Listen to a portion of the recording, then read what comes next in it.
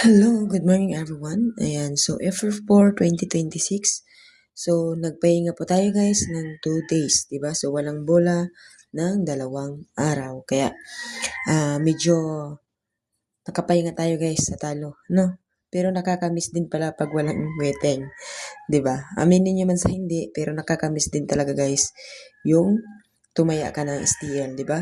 So lalong-lalo na po guys yung mga nagpapataya, mas lalo po guys nakakamiss yung magpataya, no? Kasi po, income po ng mga nagpapataya yan, yung porsyento nila, di ba? Kahit walang patama, at least kahit kaunti, meron pong porsyento na pumapasok na pera, di ba?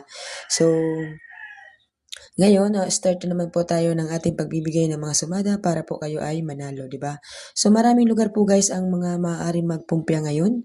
Kaya, ano pang hinihintay nyo? Tayaan nyo na agad-agad. Kung hindi po nagpumpiang ang lugar ninyo ng mga nakaraang buwan, so baka ngayon pong April ay magpumpiang na. Ano? So good luck everyone. So meron po tayong pumpiang dyan ng 2, 29, 13, 15, 27 at 11. So ang kapit naman natin guys ay 8, 9, 21, 10, 11, 27, 28, 15, 16 at 33, 34. So yan po ang ating Sumana Tips today. Good luck everyone. Please like and share.